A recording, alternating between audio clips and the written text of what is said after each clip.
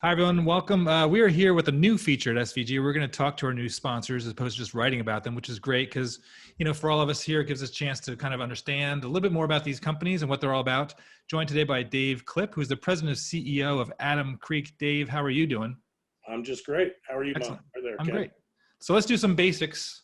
Where is Adam Creek located? Let's start with that. And then sort of what's the core elevator pitch, if you will, of what the business is all about? Great. We're based here outside of Denver, Colorado, here in the Rocky Mountains. Just a bit over 13 years in business. What we are at the root of it is we are a technology engineering and services company. We leverage enterprise technology and deliver that best of breed solutions to our customers. Those customers range anywhere from, small, mid-sized business all the way up to multiple publicly traded entities, some large media and entertainment customers, really anyone with some interesting and challenging workloads and real enterprise requirements. Cool. Well, I know obviously what's fascinating is, we go back, especially 10 years ago, a lot of the sports industry was pretty much, working with hardware servers. They would build a truck, they'd kind of bring all the hardware in, it would be on wheels, it would go around, and then it'd be connected to a control room that had a lot of hardware. Things have obviously changed vastly in the last 5 years, especially the last 2 or 3. So give us like a real world example of a recent client that you're sort of working with in taking them to the next step, if you will.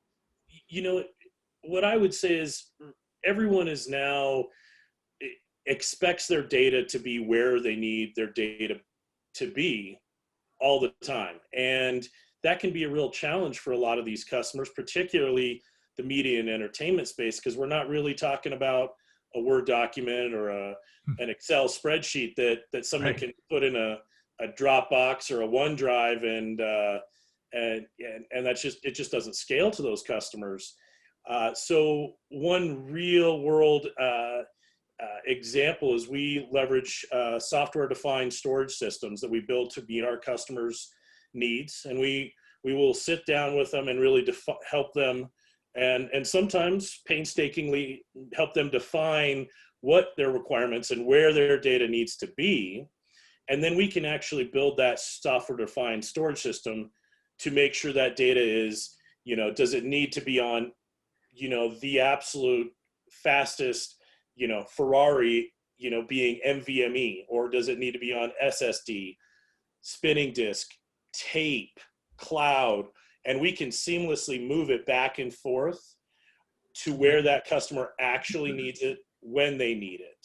And so that's really a passionate use case that we really enjoy working on those projects and with those clients.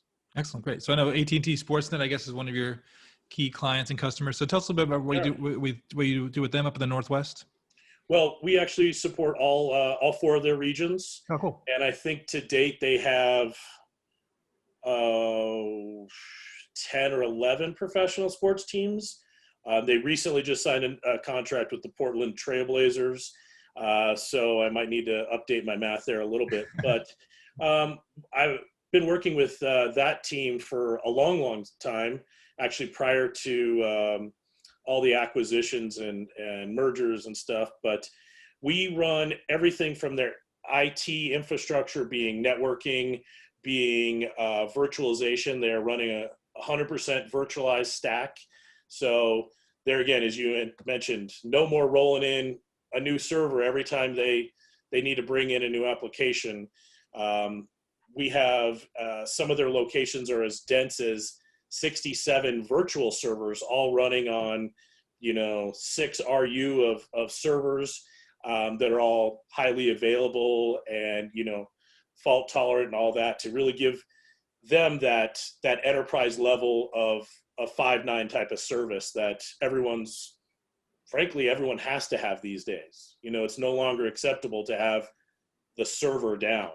Right, exactly. Well, let's talk about the this whole cloud-based, virtualized world that everyone's kind of moving into. I know live production is still kind of grappling with how this is all going to work out as far as moving those sort of hardware elements into the cloud and working with a production switcher in a cloud, if you will, and replays and that kind of stuff. So your phrase, one of the phrases that you're using, and there's a bunch of them obviously out there, hyper-converged infrastructure, which is virtualization. So walk us through sort of your philosophy towards virtualization and some key concepts that people should just understand, because I think some people still are kind of grappling with what exactly it means. So, well, and particularly cloud and virtualization is exactly that. It's real hard to nail down, right? And it's whatever someone decides it is today.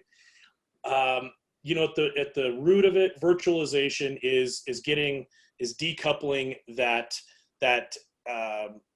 piece of hardware from the operating system, and so that you can really get economies of scale.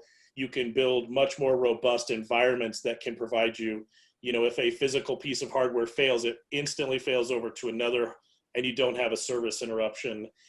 There's any number of technologies out there from VMware, Microsoft, and multiple other vendors that do really well at that.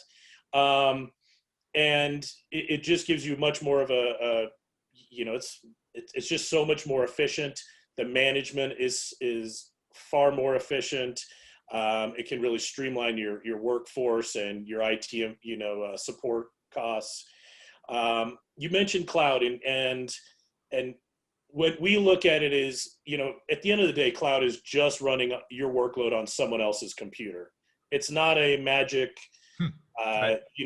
it's not a magic pill. And the way I look at it is like any other tool. It is a great tool to solve the right problem. It's not it's not the tool that solves every problem, but the right tool to solve the right problem is how I approach it. So there's great use cases, and I think the future is going to continue to give us more cloud resources, moving more and more of those workloads to the cloud. But particularly in media, we do still have that challenge of files are getting like this, an 8K file is not smaller than a 4K. It's right. a lot bigger. And so we need to use the appropriate tools to solve the problem. So right. We look at a lot of those, where do you need it? Do you leverage the cloud because you're more of a remote, flexible workforce, and you can have your editors in different locations, or do they all need to be sitting in booths next to each other? And so that's where we really try to work with the client to define what does their workflow look like? How do they want their data to be where they need it? Right. Yeah. Actually, I was going to ask you about what the process is of getting engaged with your company. So walk us through sort of, what those timetables are, how you kind of sit around figuring out what the needs are. Because obviously, as you mentioned, these people's needs are going in a million different directions. The file sizes are getting bigger, so they may make a decision today, but then have to switch over to something else in another 10 months. I'm sure that you're on top of all those technologies. So what do you see as that conversation where it starts, and then what that process is to get up and running, if you will? Well, to be candid, not too many customers that we've engaged, newly engaged customers, have we walked into and it's just been a green, perfect field and everything's amazing, because frankly, they probably wouldn't be calling or looking for a resource like us if everything was working as they needed it to, wanted it to. So we are typically prepared to come into environments that a bit like coming in as the the guys putting out the forest fires. Okay, let's come in, let's get a little bit of fire retention, let's put a plan together to how to get the fire out, and then let's talk about how we improve the process moving forward. Right. We all have to live in the world of budgets and time and all of these other challenges. So that's what one of my things I really enjoy working with clients to design what that 2, 3, 5 year looks like, and define the IT requirements to support that, or the technology to support that. Right. That's one reason we honestly founded this business, was at the root of it to align your technology strategy with your business strategy. Right. That's great. Yeah. And just to make clear, you don't have skin in the game as far as the cloud, right? You really believe in finding the right solution, whether it is spinning disk or a Absolutely. hard drive or what have you, right? So And some of my vendors wish I would just sell their boxes. As long as I own this business, I believe in putting the customer into the proper solution today instead of the one I have to sell. right, And right, sometimes that's go buy that from them, and we're going to glue it together with this. right, And right. it really turns out to be more of a, at the end of the day, I want to have relationships that are more than transactional. There's no, it's not really a good business model, in my opinion, to try to go after Amazon's clients, right? That's just transactional. They can click a button and they can get something. I think that's where we add value and say, let's really talk about this. Let's put the plan together. Let's make the best decisions and build a relationship. Excellent. That's great. Well, Dave, thanks so much for your time. Really appreciate it. Great Absolutely. overview. Now I totally understand what you guys are all about. So welcome aboard. Really glad to have you on board and part of our conversations going forward, and hopefully see you at NAB. Oh, I can't wait to get back to NAB. Excellent. Well, It'll have a be great good. summer. Have a great summer until then. Thank you, Ken. Have a great day.